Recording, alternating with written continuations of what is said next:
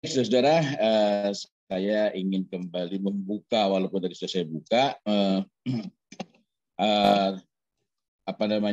perbincangan kali ini. Alhamdulillah dengan kondisi seperti ini kita bisa berjumpa, kita bisa bermuajahah. Nah, tema pada siang hari ini agak ngeri-ngeri sedap itu. Ngeri-ngeri sedap karena pertama sering sekali dibicarakan setiap kali mendekati atau di bulan Zulhijjah, mendekati Zulhijjah, masuk bulan Zulhijjah, terutama ketika sudah mendekati Idul Adha. Kemudian yang kedua, kita perlu lebih berhati-hati dalam mengambil pelajaran karena sebagiannya bukanlah khusus berkenaan dengan parenting. Ada aspek-aspek lainnya yang perlu kita ambil sebagai pelajaran, yang perlu kita telusuri sehingga kita tidak bisa serta-merta kemudian terhenti kepada pola asuh. Kemudian yang ketiga, berkenaan dengan mendidik itu kita perlu bedakan antara berinteraksi dengan anak, bergaul dengan anak, kemudian mengasuh dan mendidik. Banyak orang soleh anaknya salah disebabkan mereka ini menderita ummiyah tarbawiyah, buta tarbiyah, tidak tahu tentang bagaimana cara mendidik karena mereka merasa sudah mendidik padahal baru mengasuh. Nah, tadi saya sempat sampaikan bahwa ada aspek-aspek lain yang bukan semata-mata berkenaan dengan mendidik. Bukan berarti ini tidak berlaku bagi orang lain, tapi juga pada saat yang sama kita perlu pahami bahwa ada kekhususan pada pribadi Nabiullah Ibrahim alaihissalam, yang dari namanya pun Masya Allah ini beliau adalah Nabi yang paling banyak ibrahnya, yang paling banyak pelajarannya bagi kita semua untuk kita ambil sebagai pelajaran.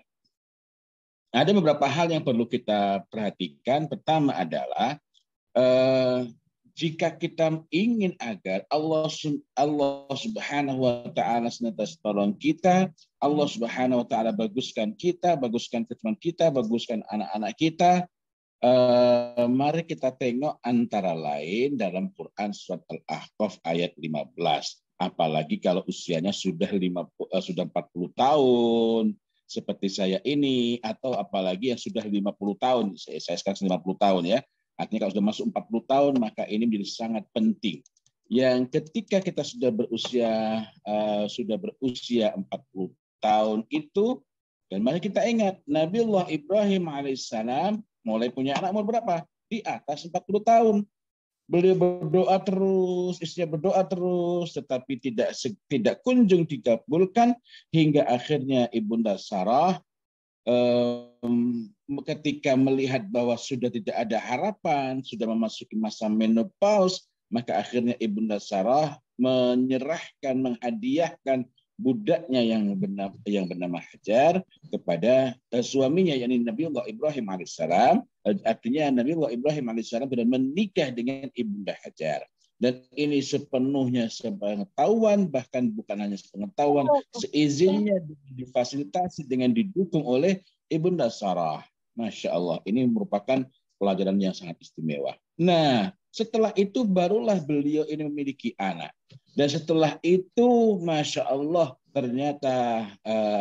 ternyata Allah Subhanahu wa Ta'ala kemudian karuniakan juga keturunan melalui Ibunda Sarah. Sehingga ada putra dari Nabi Ibrahim itu dari Ibunda Hajar, yakni Ismail alaihissalam, yang hari ini dari keluarga inilah, dari Nabi Ibrahim dan Ibunda Hajar, banyak sekali yang diambil sebagai syariat. Haji itu banyak mengambil pelajaran, banyak merupakan praktek yang mengambil dari apa yang diperbuat, apa yang dilakukan, dikerjakan oleh keluarga Nabiullah Ibrahim alaihissalam. Dalam hal ini keluarga Nabiullah Ibrahim alaihissalam beserta Ibunda Hajar. Mulai dari sa'i, kemudian nanti melempar jumrah dan lain-lainnya itu ya. Nah, ada apa di usia 40 tahun? Ada apa di usia 40 tahun? Ini yang sepertinya tidak ada kaitannya langsung dengan anak-anak kita, padahal ini sangat besar maknanya. Allah Subhanahu wa Ta'ala pertama perintahkan kepada kita, kepada manusia, supaya berbuat baik kepada dua orang ibu bapaknya. Kita mengingat ibu kita itu mengandung dengan susah payah, melahirkan dengan susah payah pula, mengandungnya sampai menyapihnya 30 bulan, paling tidak demikian, sehingga apabila telah dewasa kita ini dan umur kita yang telah sampai kepada usia 40 tahun, maka hendaklah kita ini berdoa. Ini bukan terjemahan ya, tapi mengambil pelajaran bebas dari Quran surat Al-Ahqaf ayat 15. Doanya yang seperti apa itu? Rabbi auzi'ni an ashkura ni'mataka allati an'amta 'alayya wa 'ala walidayya wa an a'mala salihan tardahu wa aslih li fi dzurriyyati. Nah, ada poin penting. Wa an a'mala salihan tardahu. Kita berdoa memang di sini untuk membaguskan agar Allah Ta'ala baguskan amal-amal kita. Tapi kita langsung dulu sampai selesai doa ini. Inni tubtu ilaik wa inni minal muslimin. Kita berdoa, ya Tuhanku, tunjukilah aku untuk mensyukuri nikmat Engkau yang telah Engkau berikan kepadaku. Jadi kita itu Allah Ta'ala kasih nikmat jelas, Allah Ta'ala kasih kita nikmat yang berlimpah, betul. Tapi belum tentu kita itu dapat mensyukuri nikmat yang telah Allah Ta'ala berikan. Kita dapat mensyukuri nikmat Allah itu sendiri merupakan karunia, petunjuk dari Allah Subhanahu wa Ta'ala. Di sini kita mengambil pelajaran lagi bahwa sepatutnya kita tidak merasa diri kita inilah yang hebat, diri kita inilah yang unggul sehingga mampu mensyukuri. Kita mensyukuri itu sendiri sudah merupakan karunia, sudah merupakan nikmat, sudah merupakan pertolongan dari Allah Subhanahu wa Ta'ala. Dan kepada ibu bapakku, nah ini dimensi yang berbeda lagi. Ada orang dapat bersyukur kepada Allah atas nikmat-nikmat yang Allah Ta'ala berikan kepadanya, kecuali dalam urusan ibu bapaknya. Masih saja mengeluh, masih saja komplain, masih saja tak baik. Padahal membaguskan sikap, membaguskan perilaku, berkhidmat kepada kedua orang tua ini merupakan jalan untuk kebaikan berikutnya. Dan supaya aku dapat beramal soleh yang Engkau ridhai. Nah, dalam hal ini ada pelajaran lain. Kita memang meminta, kita memang memohon, ini memang doa. Kita mohonkan kepada Allah Subhanahu wa Ta'ala agar Allah Ta'ala gerakkan kita, agar Allah Ta'ala mampukan kita, agar Allah Ta'ala dorongkan kita untuk mampu beramal dengan amal soleh yang bukan sekedar amal soleh, tapi amal soleh yang Allah Ta'ala ridhai. Berarti ada amal soleh yang tidak Allah Ta'ala ridhai. Disitulah pentingnya ilmu. Ibadah itu pasti baik, tapi di waktu-waktu yang terlarang melakukan ibadah itu tidak berpahala. Contohnya, ba'da subuh, ba'da asar, terlarang untuk melakukan sholat, kecuali sholat jenazah, kecuali sholat gerhana. Jadi ada beberapa perkecualian. Di waktu-waktu yang terlarang misalnya, kok kemudian kita melakukan hal yang sebaliknya. Ini walaupun kebaikan tapi tidak mendapatkan ganjaran, tidak mendapatkan kebaikan, bahkan bisa mendapatkan dosa. Nah, saya sering menjumpai orang-orang misalnya di bulan Ramadan, terutama banyak ya, kadang di luar Ramadan sebenarnya ada juga. Ba'da sholat subuh, mereka menunggu hingga terbitnya matahari. Memang itu sholatnya sholat terbitnya matahari. Sholatul Isyraq, sholat sunnah terbitnya matahari. Sebagai pengganti sholat duha, hanya sholat duhanya di waktu awal. Yang dari sini kita dapat memahami kenapa sebagian dari sahabat membenci, tidak menyukai sholat duha, disebabkan bukan karena tidak suka amal sunnah, karena mereka dahulu para sahabat radhiyallahu anhum membiasakan diri untuk sholatul Isyraq tadi. Nah, tetapi yang banyak terjadi kesalahan umum adalah di antara waktu-waktu yang kita dilarang untuk melakukan sholat ialah sholat bertepatan dengan waktu terbitnya matahari. Nah, maaf, teruskan lagi. Nah, dalam hal ini akhirnya kita jumpai ada orang-orang yang melakukan kesalahan. Bertepatan dengan terbitnya matahari, bukan menunggu 10-15 kemudian, langsung sholat. Ini walaupun amalan yang baik, dia sudah menunggu dengan tuntunan dari ba'da subuh, dengan zikrullah, tetapi dia tergesa-gesa sehingga tidak baik. Karena itu doa wa an a'mala sholihan tardahu maknanya sangat luas. Dan pelajaran lainnya adalah jika kita menginginkan kebaikan berikutnya, yang perlu kita lakukan ialah memperbaiki amal-amal soleh kita dengan berusaha mencari amal soleh apa yang Allah Ta'ala ridhai. Setelah itu, maka kita masuk kepada bagian berikutnya dari doa itu. Wa aslih li fi dzurriyyati. Dan berikanlah kebaikan kepadaku dengan memberikan kebaikan kepada anak cucuku. Jadi kalau kita ingin Allah Ta'ala baguskan anak kita, Allah Ta'ala perbaiki anak kita, Allah Ta'ala perbaiki keturunan kita, ada memang cara-cara yang kita mungkin dapat pikirkan tentang bagaimana cara menasihati, tapi ada yang lebih kuasa, ada yang lebih besar lagi, yakni kita memohonkan kepada Allah Subhanahu wa Ta'ala untuk perbaiki. Perbaiki itu maknanya ketika kita salah, Allah Ta'ala cegah agar kesalahan kita tidak menjadi sebuah keburukan. Perbaiki itu maknanya kalau anak kita kurang baik, Allah Ta'ala jadikan baik. Perbaiki itu maknanya kalau anak kita ini sudah baik, Allah Ta'ala jadikan tambah baik.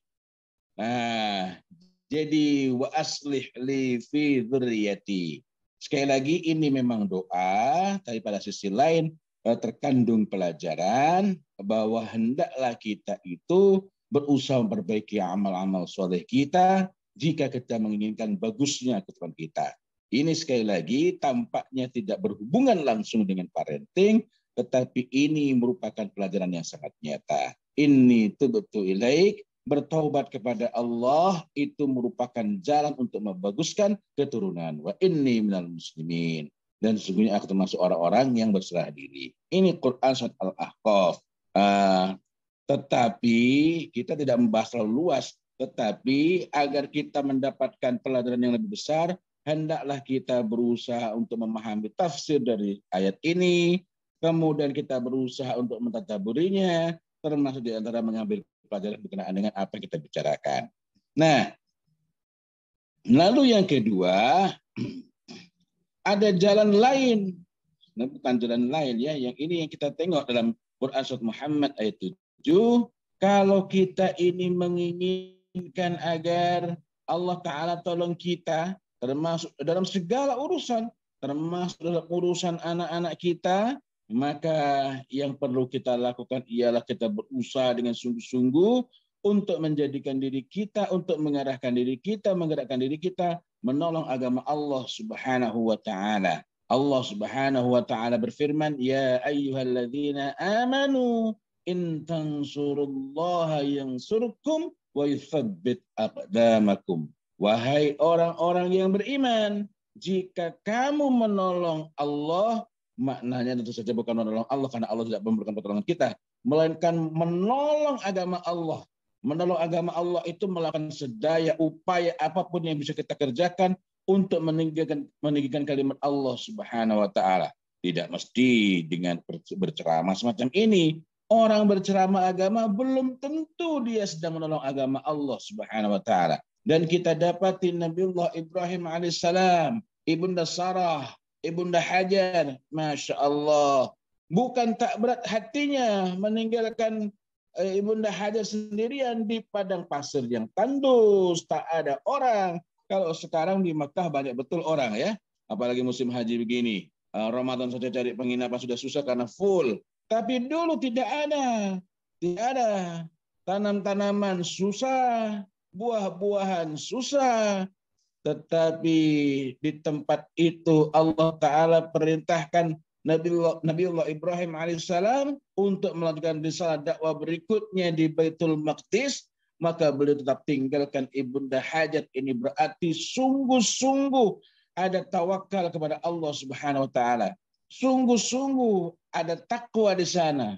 Wa may yattaqillaha yaj'al lahu makhraja wa yarzuqhu min haitsu la yahtasib. Selain bahwa ada doa-doa Nabiullah Ibrahim alaihissalam berkenaan dengan keturunan, berkenaan dengan kota Makkah, dan lain-lainnya. Yang hari ini kita merasakan betul di Al-Makkah Al-Mukarramah itu tak ada lahan pertanian, tak ada lahan perkebunan buah-buahan, tapi segala jenis buah itu berdatangan. Dari mana? Dari mana-mana, dari Spanyol, dari Taif yang banyak, dan dari berbagai negeri datang ke sana. Nah, dan saya tidak membahas mengenai rincian doanya karena waktu itu juga sangat pendek ya.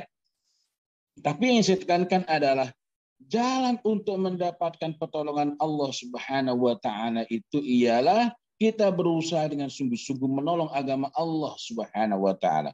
Dengan apa? Dengan apapun yang kita miliki. Dan kita berusaha mengilmui. Yang kaya menggunakan hartanya, bukan berarti yang tak kaya tak bisa dengan hartanya. Karena besarnya pahala sesuai dengan kadar harta. Kadar harta itu bukan berkenaan dengan berapa banyak yang kita keluarkan, tapi berkenaan dengan seberapa besar dibandingkan harta kita. Orang punya uang 100.000 bersedekah 10.000 itu lebih besar nilainya dibanding orang yang hartanya itu 30 juta bersedekah 50.000. Jadi walaupun tampaknya nominalnya lebih besar, tapi kadar hartanya jauh lebih kecil. Jauh lebih kecil. Begitu pula manakala ada orang yang sedang memerlukan, sangat memerlukan, maka memberikan itu akan jauh lebih besar artinya. Tapi kembali lagi pada poin ini. Jadi yang kita tengok, yang kita ambil pelajaran lagi dari Nabiullah Ibrahim alaihissalam dan keluarganya adalah mereka itu semua Nabiullah Ibrahim alaihissalam, kedua istri beliau adalah penolong-penolong agama Allah Subhanahu wa taala. Itu saja sudah sedemikian rupa beliau ini seorang nabi. Seorang nabi pastilah dekat dengan Allah Subhanahu wa taala. Beliau ini adalah seorang nabi. Pastilah Allah taala istimewakan. Tetapi mari kita tengok, Masya Allah. Beliau ini sangat keras perjuangannya, sangat banyak cobaannya, sangat besar ujiannya. Tapi ketika beliau berdoa memohon kepada Allah Subhanahu wa taala agar Allah taala karuniakan keturunan, tak kunjung Allah taala berikan. Bukan berarti Allah taala tak sayang. Atas diri setiap nabi dan rasul, Allah Azza wa Jalla telah tetapkan jauh sebelum kelahirannya, sebelum bapak ibunya bertemu. Allah pula yang memberikan penjagaan dan membaguskan kualitas pribadi dari para nabi dan rasul itu. Jadi bukan karena mereka memperoleh sebaik-baik pendidikan, lalu Allah Azza wa Jalla mengangkatnya sebagai rasul, tetapi karena Allah Ta'ala telah tetapkan sebagai rasul, maka Allah Ta'ala baguskan pendidikannya, bahkan pada diri Nabi Muhammad Sallallahu Alaihi Wasallam. Allah Ta'ala, Allah Azza wa Jalla utus malaikat untuk membelah dadanya sekaligus membersihkannya dikala beliau Sallallahu Alaihi Wasallam masih kecil. Yang demikian ini sepenuhnya mutlak merupakan wilayah kekuasaan dan kewenangan Allah Jalla wa'ala. Kita mengimani, mengambil pelajaran darinya, tetapi tidak dapat meniru apa adanya. Nah, jadi mengulang tidak persis ada poin yang ingin saya tegaskan, saya garis bawahi lagi, bahwa ada yang dapat kita tiru, tapi ada hal-hal yang sifatnya sangat khusus. Nah, jadi nggak bisa diambil semua pelajaran. Beberapa tadi saya sebutkan dapat kita ambil sebagai pelajaran. Selebihnya masih sangat banyak hal yang patut kita renungi sekaligus dapat kita amalkan, khususnya untuk hal-hal yang kelak diatur dalam syariat. Semisal menyusukan anak kepada perempuan lain yang baik akhlak maupun fasih lisannya, sebagaimana Rasulullah Muhammad SAW pernah disusukan kepada Halimah dari Bani Sa'diyah. Demikian pula para orang tua Muslim dapat menyusukan bayinya kepada perempuan yang penyayang, baik agama dan akhlaknya, serta fasih lisannya, untuk mendapatkan sebesar-besar kebaikan. Ini mengambil kaidah umum dulu. Belum kembali kepada hal khusus berkenaan dengan Nabiullah Ibrahim alaihissalam. Nah, apa hal menarik yang dapat kita ambil dari Nabiullah Ibrahim alaihissalam? Tadi selain berkenaan dengan hal-hal khusus yang sudah saya sebutkan, kita dapati bahwa ada anak-anak yang Allah Ta'ala istimewakan dikarenakan kesungguhan orang tua memohon kepada Allah Jalla wa'ala keturunan yang baik. Mereka tak mengenal putus asa. Nah, poin penting di sini adalah kalau minta jangan minta cuma keturunan. Minta harta jangan cuma minta harta. Tapi mintalah bersama kebaikannya. Ini yang kadang-kadang orang lalai. Ya Allah, karuniakanlah keturunan kepada kami, ya Allah. Cuma situ toh. Ingat, yang penting itu kita minta kebaikannya. Begitu pula kalau kita ini menginginkan Allah Ta'ala lapangkan rezeki, jangan cuma minta dilapangkan. Allah Ta'ala lapangkan rezeki, nggak ada barokahnya, menjadi sebab keburukan. Maka kita dapat berdoa misalnya, sebagaimana doa Nabi kepada seorang sahabat, kita dapat menirunya. Misalnya, Allahumma kthir mali wa auladi wa barik li fima a'taitani. Nah, ini di antara contoh-contoh ya mengadopsi. Tapi kita lanjutkan lagi berkenaan dengan pelajaran di sini. Jadi pintu kenabian memang telah tertutup. Ada hal-hal yang diistimewakan khusus bagi para nabi. Tetapi kita dapat mengambil pelajaran-pelajaran untuk hal-hal yang memang dapat menjadi wilayah yang kita dapat mengambil sebagai pelajaran darinya. Tadi saya sampaikan pada soal doa ya. Nah, mari kita tengok bagaimana Nabiullah Ibrahim alaihissalam berdoa, Rabbi habli minas shalihin. Beliau tidak minta langsung anak, tapi beliau mengatakan, Rabbi ya Tuhanku, anugerahkanlah, karuniakanlah kepadaku yang termasuk orang-orang soleh. Yang termasuk orang-orang soleh itu siapa? Rabbi habli minas shalihin. Karuniakanlah kepadaku, berikanlah kepadaku yang termasuk orang yang soleh. Maknanya adalah memohon keturunan, tapi spesifik, jelas. Yang diminta adalah keturunan yang soleh. Nah, ini yang kadang-kadang para orang tua berdoa, ya Allah, lembutkanlah hatinya, ya Allah, mudahkan dia menerima nasihat. Mudah menerima nasihat, kita nggak bisa ngasih nasihat. Apa maknanya? Minta sekalian, baguskanlah anak. Lihat. Maka kalau Allah Subhanahu wa taala menjawab doa tersebut sebagaimana kita baca pada ayat berikutnya, Allah taala karuniakan keturunan yang bernama Ismail yang Allah taala istimewakan dengan sifat halim, yakni seseorang yang memiliki sifat lembut, tenang, sabar dan akhlaknya mulia. Allah taala firmankan, fabasyarnahu bighulamin halim. Maka kami beri dia kabar gembira dengan seorang anak yang amat lembut, yang amat tenang. Ya. Allah Subhanahu wa taala juga menjawab doa Nabiullah Ibrahim alaihissalam. Ini yakni Allah taala karuniakan kepada beliau keturunan yang bernama Ishak. Yang Ishak ini namanya langsung dari dari Allah Subhanahu wa taala. Fabasyarnahu bi Ishaqa nabiyyan. Dan kami beri dia kabar gembira dengan Ishak, seorang nabi minas salihin, yang termasuk orang-orang yang saleh. Doanya ringkas, Rabbi habli minas salihin. Jadi bukan ya Allah, karuniakanlah ya Allah kepadaku ini seorang anak yang sehat, yang cerdas, atau ya Allah mudahkan kami mendapatkan keturunan. Tidak, tapi yang dimohonkan langsung kebaikannya, Nah, ada doa lain yang juga senantiasa dimohonkan oleh Nabiullah Ibrahim alaihissalam. Tak pernah bosan beliau ini memohon, meskipun bertahun-tahun tetap tidak mempunyai keturunan.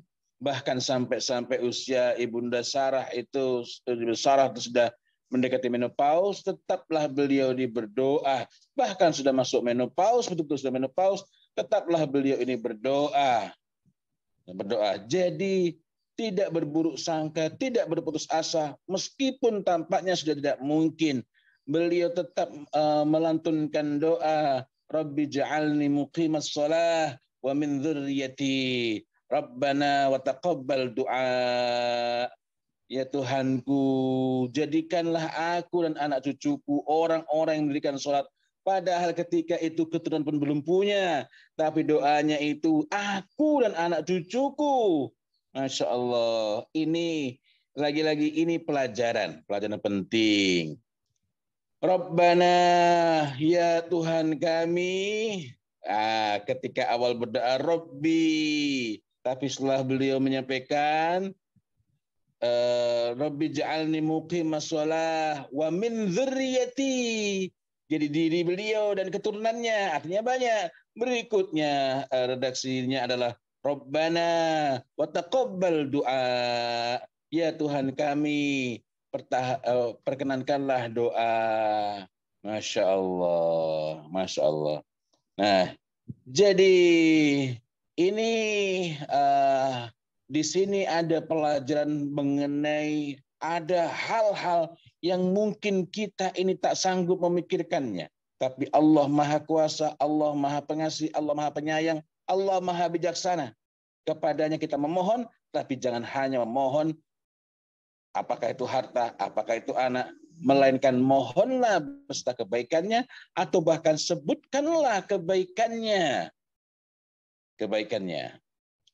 Nah, itu tadi adalah Allah Ta'ala istimewakan bersebab dengan doa.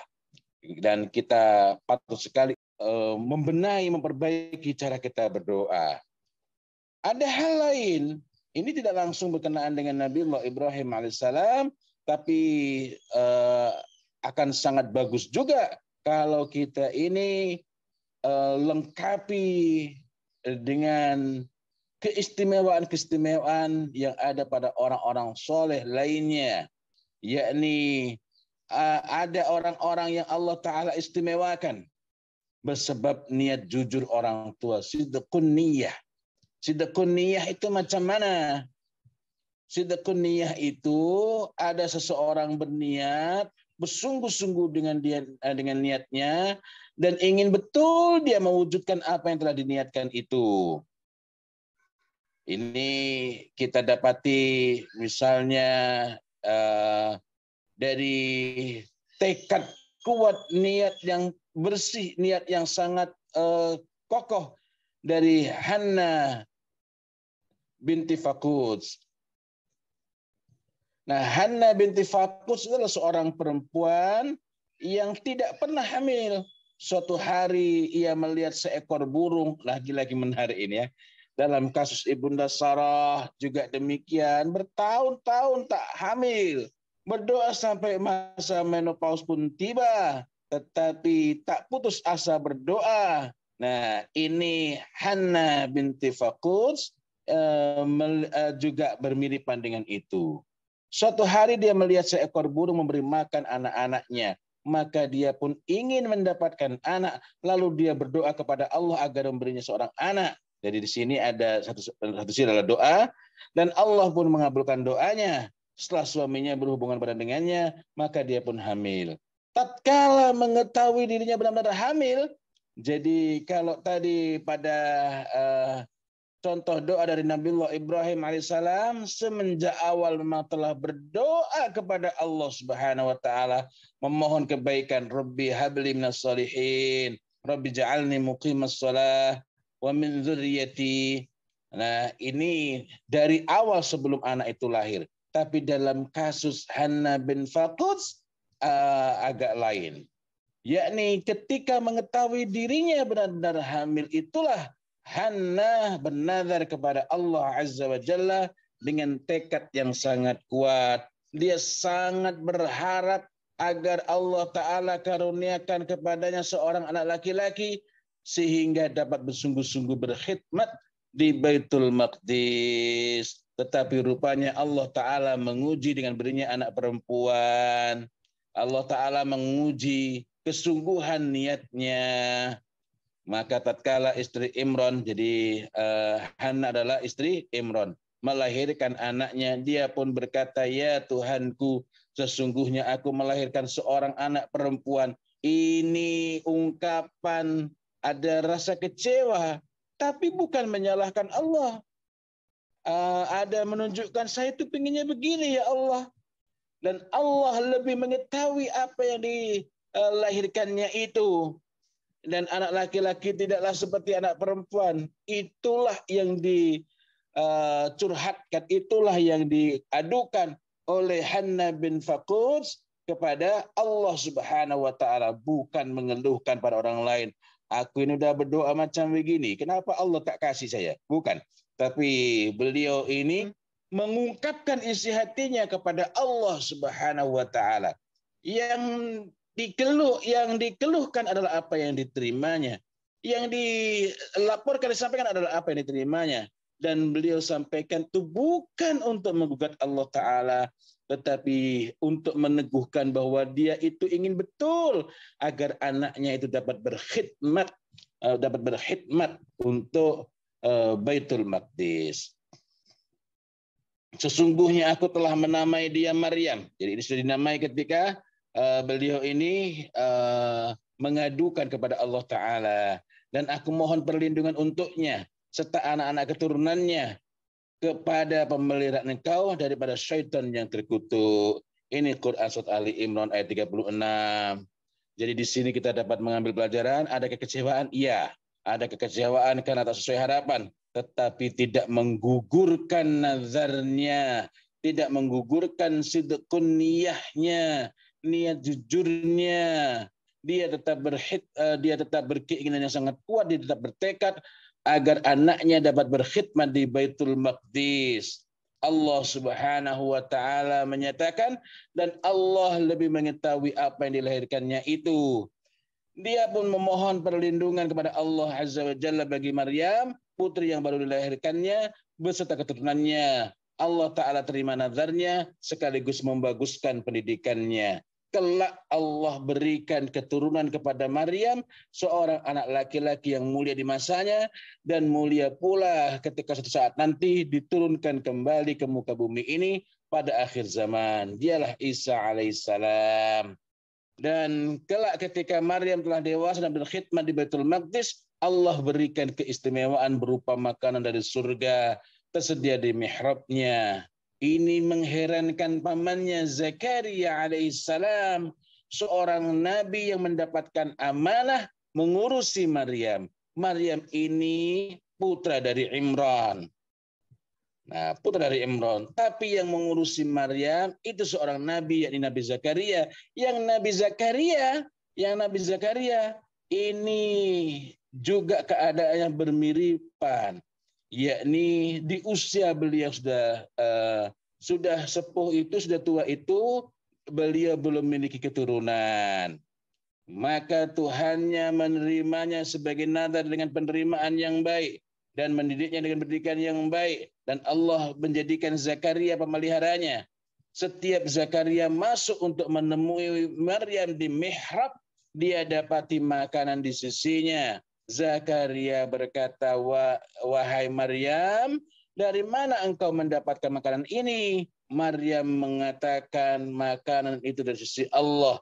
Sesungguhnya Allah memberikan rezeki kepada siapa saja yang dikehendaki tanpa hisab. Nah, kejadian ini akhirnya betul-betul menggerakkan hati Nabi Zakaria alaihissalam untuk berdoa mohon keturunan. Beliau pun menadahkan tangannya, memohon kepada Allah Azza wa Jalla sepenuh kesungguhan. Rabbi habli min ladunka dzurriyyatan thayyibatan innaka sami'ud du'a. Ya Tuhanku, berilah aku dari sisi engkau keturunan yang baik, dzurriyyatan thayyibatan. Sesungguhnya engkau maha pendengar doa. Sekali lagi kita belajar mengenai permohonan, termasuk keturunan. Setiap permohonan hendaklah tidak terlepas dari kebaikannya. Saya tidak berpanjang-panjang karena ini hanyalah penegasan dan saya hanya ingin menegaskan kita tahu kemudian dari ayat-ayat Allah Subhanahu wa taala Allah taala akhirnya karuniakan keturunan juga kepada Nabiullah Zakaria alaihi salam, seorang putra yang bernama Yahya.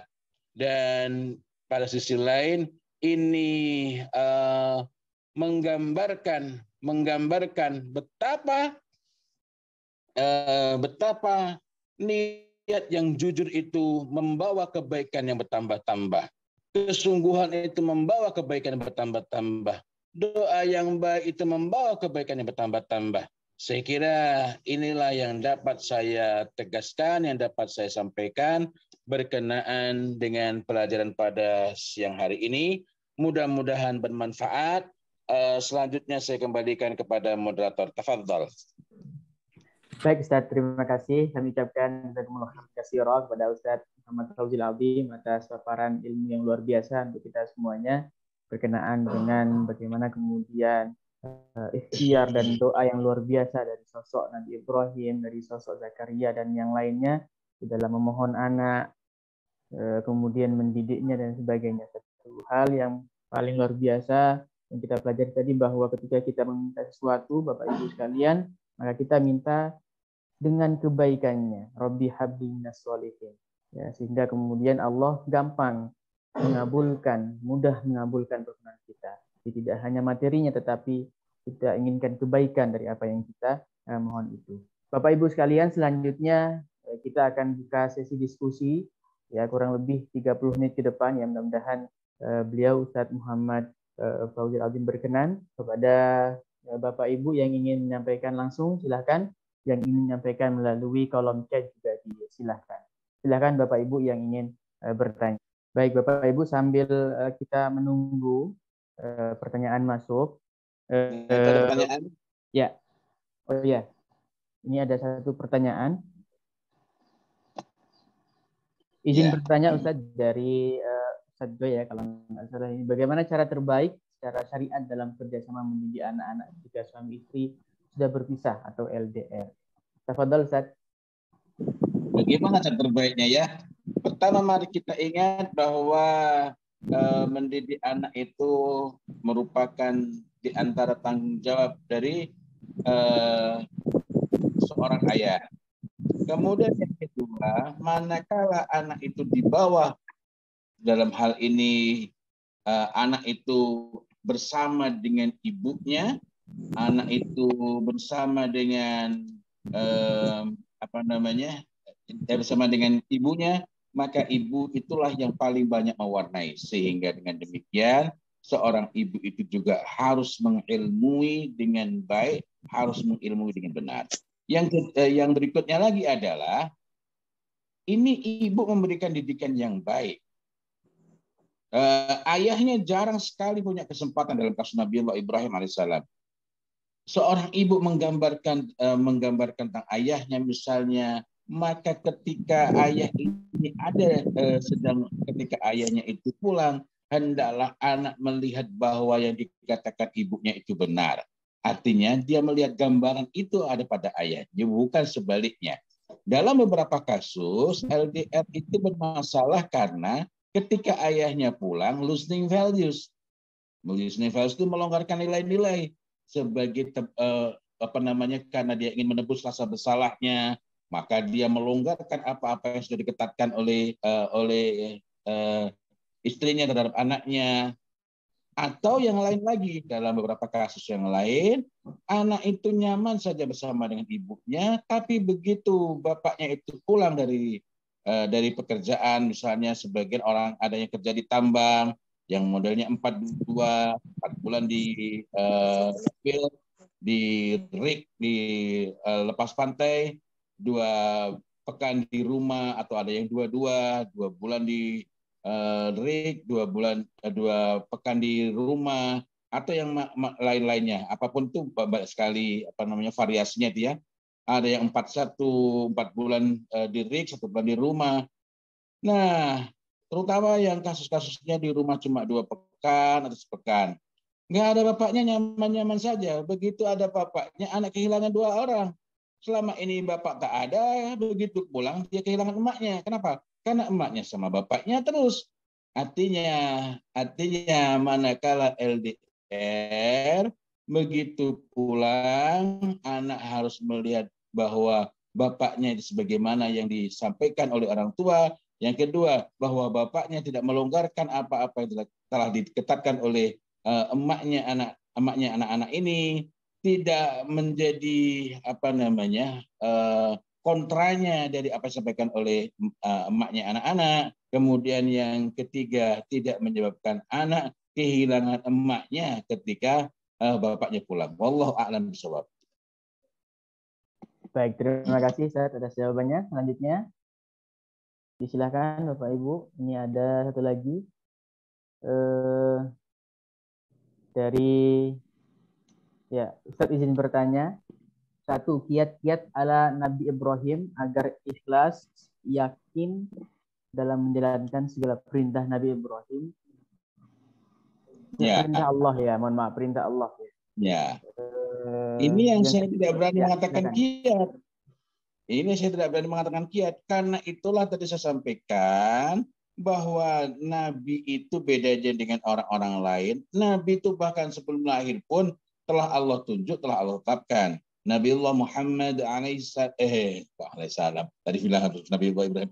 Nabiullah Muhammad sallallahu alaihi wasallam itu namanya telah disebutkan dalam Injil, telah disebutkan sebagaimana yang selain Nabi, selain Rasul juga ada yang telah disebutkan.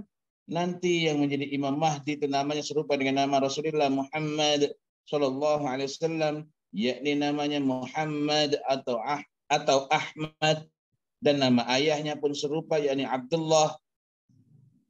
Juga sudah jelas keturunannya dari keturunan siapa, yakni keturunan dari Rasulullah Muhammad sallallahu alaihi wasallam. Sehingga kalau ada orang bukan keturunan Nabi mengaku sebagai Imam Mahdi, pasti tidak mungkin. Sedangkan keturunan Nabi pun kalau dia itu hidupnya bukan di Madinah, walaupun dia tinggal di Arab, dia hidupnya misalnya di Taif atau mungkin hidupnya misalnya di Khalwani atau hidupnya di Riyadh atau hidupnya di mana yang lain, maka itu tidak mungkin, artinya sudah ditetapkan. Nah, tadi juga saya contohkan bahwa Nabiullah Muhammad sallallahu alaihi wasallam ketika masih belum menjadi nabi, saat kecil telah dibedah dadanya oleh Jibril alaihissalam. Oleh malaikat Jibril ini Allah Ta'ala perintahkan untuk membersihkan hatinya.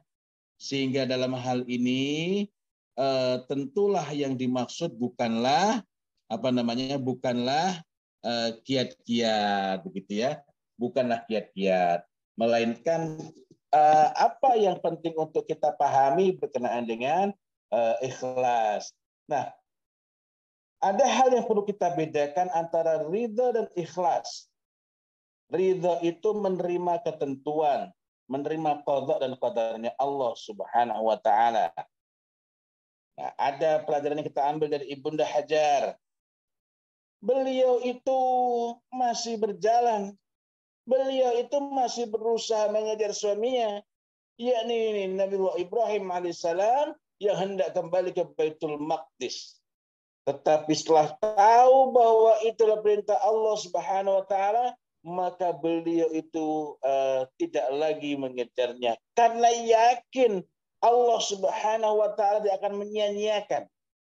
Dalam hal ini bukan ikhlas tetapi ridho. Nah, ini yang kadang-kadang rancu orang antara ridho. Ridho itu menerima apa yang telah ditetapkan, ya, menerima apa yang ditetapkan, menerima apa yang telah ditakdirkan, menerima ketentuan-ketentuan dari Allah Subhanahu wa taala.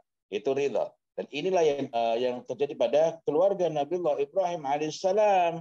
Ibunda Sarah sudah berdoa bertahun-tahun, lebih dari 10 tahun, lebih dari 20 tahun, lebih dari 30 tahun, terus berdoa dan Allah belum berikan keturunan. Beliau tidak komplain sedikit pun, tidak putus asa dalam berdoa, tetap berdoa, tetap memuji Allah, tetap mengibadahi Allah, tetap berdoa.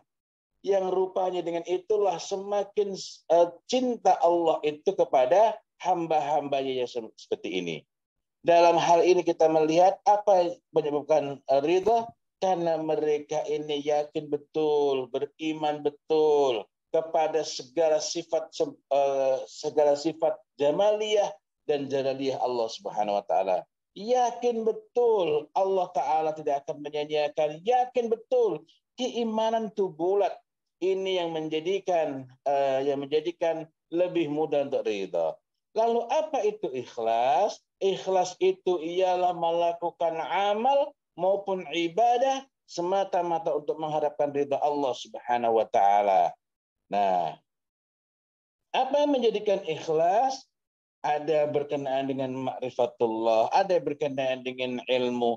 Artinya secara ringkas, dalam hal ma'rifatullah para nabi tidak ada bukan berkenaan dengan kiat itu ya. Karena langsung Allah Ta'ala berikan, dan Masya Allah ini Nabi namanya Ibrahim, Nabi yang paling banyak ibrahnya selain Rasulullah Muhammad Sallallahu Alaihi Wasallam, yang Rasulullah Muhammad Sallallahu Alaihi Wasallam juga merupakan keturunannya. Nah, pelajaran lain apa? Ini agak berat menyampaikannya. Nabiullah Ibrahim alaihissalam adalah nabi yang paling banyak ujiannya. Dan ini mengingatkan kita kepada sabda Nabi Muhammad sallallahu alaihi wasallam, "Man yuridillahu bihi khairan yusib minhu." Barang siapa yang Allah taala kehendaki kebaikan baginya, maka Allah taala berikan musibah kepadanya. Musibah sebagai ujian baginya, termasuk tadi macam-macam itu ya, suruh nyembelih, ini musibah. Ada kepasrahan, ada ketundukan yang kokoh, yang dari situ semakin tinggilah kedekatannya dengan Allah Subhanahu wa taala. Musibah juga membuat kita berpikir, sehingga ketika semakin berpikir dengan lurus, dengan benar, dengan senutan kepada Allah Subhanahu wa taala, maka akhirnya musibah ketika kita berpikir itu melahirkan keadaan di mana kita semakin faham. Maka pada sisi lain kita menjadi lihat ketersambungannya, man yuridillahu bihi khairan yufaqihu fiddin. Wallahu a'lam bishawab. Ya, selanjutnya Ustaz, bagaimana cara mengikhlaskan anak untuk masuk di suatu pesantren yang jauh agar antara anak dan orang tua tetap sama-sama kuat hatinya? Ini masuk dalam bicaraan berkenaan dengan memperbaiki niat, mendidik niat.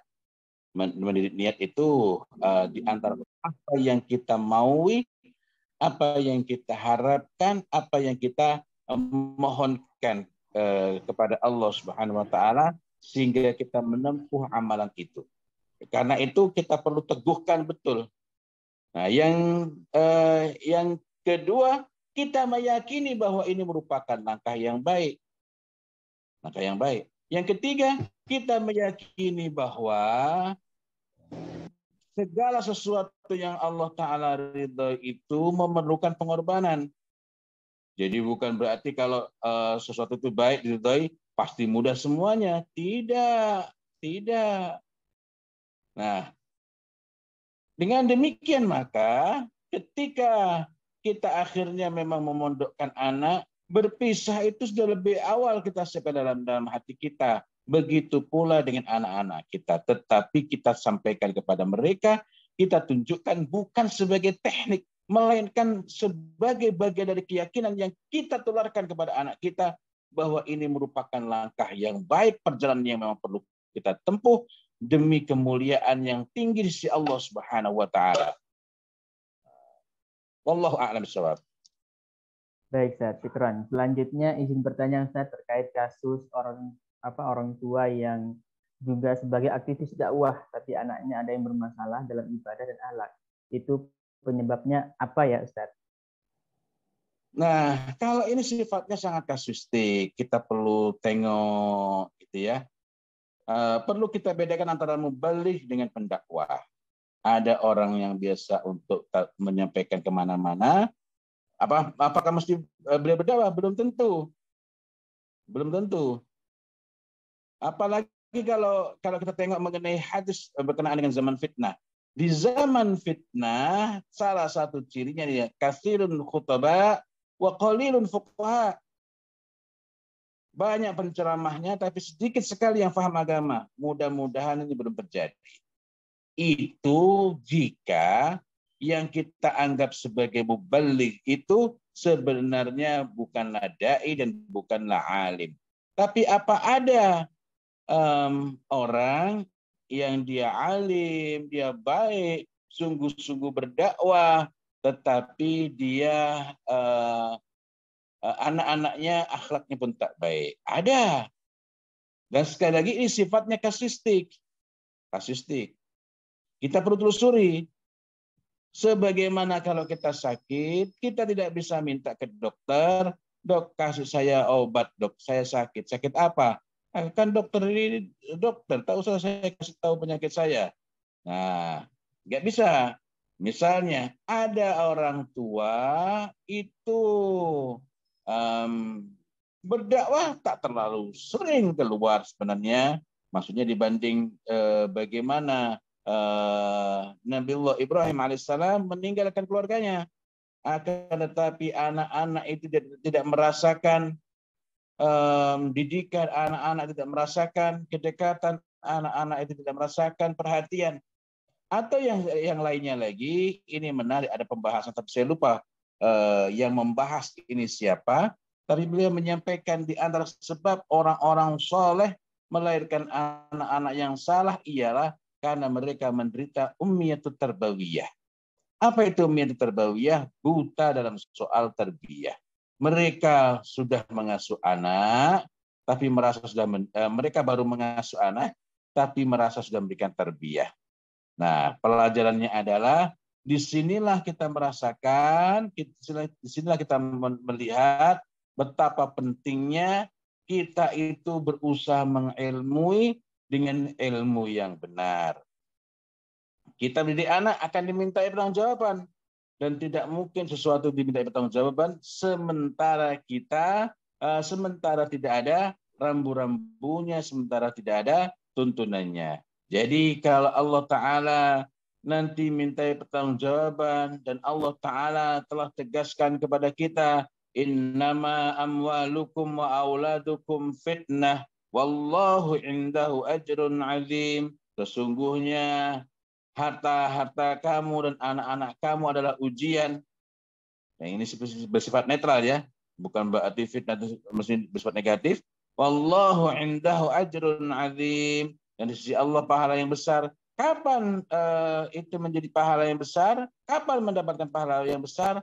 Apabila dilakukan sesuai dengan tuntunannya. Jadi kalau kembali kepada pertanyaan, di antara hal yang kita perlukan itu ialah memahami ilmunya. Dan karena itu kita perlu membekali diri kita. Mudah-mudahan kita termasuk orang yang dapat membekali diri kita dengan jalan yang baik, dengan jalan yang benar. Ali bin Abi Thalib radhiyallahu anhu mengingatkan kepada kita, an-nasu tsalatsa. Manusia itu ada 3 macam. Alim rabbani wa muta'allim ala sabili najah wa hamaj ra'a'u adba'u kulli na'iq. Dan orang awam yang mengikuti setiap yang berteriak. Saya tidak membahas mengenai ketiga-tiganya tadinya, tapi dari sini kita mendapatkan kaidah bahwa kalau kita itu mau memahami dengan utuh, mau mengilmu dengan benar, maka hendaklah kita itu menuntut ilmu dengan jalan yang benar. Ada majelis-majelis yang rutin, yang sifatnya memberikan pemahaman hingga tuntas. Wallahu a'lam bishawab. Alhamdulillah. Selanjutnya ini yang lanjutan tadi Ustaz. Bagaimana agar kita dapat seimbang dalam mendidik anak, melaksanakan amanah utama di keluarga, tapi tetap seimbang, bisa bermanfaat untuk umat dalam kebaikan. Gimana tadi? Bagaimana agar kita dapat seimbang dalam mendidik anak, melaksanakan amanah utama di keluarga, tapi tetap seimbang, bisa bermanfaat untuk umat dalam kebaikan. Pertama, kaidahnya bukan seimbang. Gitu ya. Seimbang itu orang yang merugi. seimbang antara berbuat amal dengan berbuat dosa, antara pahala dan dosa. Nggak dapat apa-apa kita, gitu ya. Ini mohon maaf kalau terasa ekstrem. Yang kedua, dahulukanlah apa yang perlu didahulukan. Yang ketiga, kewajiban kita terhadap keluarga itu fardu ain. Sementara kewajiban di luar itu fardu kifayah. Akan tetapi ada yang keempat, apabila fardu kifayah itu tidak ada yang mengambil, atau ada yang mengambil tetapi dia sebenarnya orang yang tidak memiliki kepatutan untuk mengambil, maka fardu kifayah itu dapat berubah kedudukannya menjadi fardu ain bagi yang memiliki kepatutan, memiliki kelayakan keilmuan mengenai hal itu. Kepatutan berkenaan dengan diri pada diri orang tersebut. Sehingga dalam hal ini ternyata mau tidak mau perlu tengok kembali bagaimana dia berinteraksi, bagaimana dia berhubungan, bagaimana dia mengatur keluarga. Wallahu a'lam bishawab. Baik, Ustaz. Ini ada pertanyaan mungkin terakhir ini, Ustaz. Izin bertanya, bagaimana cara mengarahkan anak agar ketika waktu liburan di rumah dia tetap bisa istiqomah menjalankan aktivitas ibadah sama seperti ketika ia berada di pondok. Nah, Masya Allah, dalam hal ini berkenaan dengan interaksi antara anak dengan orang tua maupun interaksi dengan keluarga, itulah yang perlu betul-betul untuk diperhatikan. Ketika tidak ada interaksi yang baik, maka rumah itu menjadi tempat anak-anak itu menyendiri, termasuk dengan apa-apa yang mereka perbuat. Tentu saja perlu ada pengkondisian, termasuk berkenaan dengan gadget kita. Wallahu a'lam bishawab. Baik. Ya, ini masih ada, Ustaz. Ustaz mau tanya, bagaimana atau apa yang harus kita lakukan untuk mengembalikan anak soleh remaja kita kembali dalam pelukan kami, orang tuanya. Kami bisa jadi tempat anak bercerita atau tempat curhat, segala hal yang hubungan dengan anak dekat. Ya. Nah, ini pertanyaan ringkas tapi perlu jawaban panjang. Saya seingat saya pernah membahas ini, tetapi nanti coba cek di YouTube, sebentar, di apa dulu ya, tentang memulihkan hubungan dengan remaja. Karena ini ada beberapa hal yang perlu kita pahami. Jadi saya kesulitan untuk merangkumnya. Kenapa kesulitan merangkumnya dengan waktu singkat? Kita perlu tengok dulu, mengembalikan itu kan kita perlu sebagaimana gini. Kalau kita hendak meluruskan, kan kita perlu tahu bengkoknya. Nah, memulihkan hubungan, tadi mengembalikan ke dalam pelukan ke dalam jangkauan, ke dalam rangkulan orang tua, kita perlu tengok anak itu masih memiliki kepercayaan enggak kepada orang tua, masih thiqah enggak. Kalau masih thiqah, anak itu masih hormat enggak dengan orang tua. Nah, ini nanti kan perlakuannya berbeda. Oh, dia sudah tidak ada thiqah. Kalau tidak thiqah, pasti tidak ada lagi hormat. Nah, kalau nggak thiqah, lalu kalau misalnya gini, anak masih thiqah, tapi tak hormat. Atau ada pula anak itu thiqah, anak hormat, tetapi ada masalah-masalah ikutannya. Nah, masing-masing memerlukan treatment, memerlukan perlakuan yang berbeda-beda. Karena itu saya tidak dapat memberikan jawaban secara ringkas. Wallahu a'lam bishawab. Baik, Ustaz. Syukron, jazakumullah khairan katsiran. Kita ucapkan lagi kepada Muhammad Fawzil Azim atas seluruh paparan ilmunya hari ini. Kita doakan ya semoga Ustaz Muhammad Fawzil Azim tetap sehat dan masih terus-menerus bersama kita, bersama umat untuk sharing-sharing berkaitan dengan bagaimana kita belajar sebagai orang tua dan bagaimana kita mengasuh anak-anak kita. Semoga apa yang kemudian beliau sampaikan hari ini dapat kita terapkan, kita banyak belajar dari sosok Ibrahim dan semua tokoh-tokoh Muslim, tokoh-tokoh teladan yang begitu luar biasa yang diceritakan dalam baik Al-Quran maupun Sunnah kita yang sudah ada di dunia ini dari dulu. Bapak Ibu yang kami hormati, sebelum kita kemudian mengakhiri kajian kita yang hari ini, kami ingatkan kembali dan mengajak ya kepada Bapak Ibu semuanya untuk yuk ya kita posting informasi-informasi berkaitan dengan kajian kita hari ini di IG atau di sosmed kita masing-masing. Berkaitan dengan kajian kita hari ini, nanti bisa nge-tag IG dari Balkis ya, Balkis Jogja dan Balkis Peduli ya. Nanti insya Allah akan ada hadiah bagi Bapak Ibu atau Ustazah yang postingan dengan postingan terbaik, baik foto maupun video. Nah, kemudian yang terakhir kami informasikan insya Allah tanggal 24 nanti kita akan lanjutkan sesi atau seri kajian madrasah keluarga kita dengan pemateri insya Allah Ayah Irwan. Semoga kita semuanya bisa hadir dan bisa berpartisipasi dalam acara tersebut.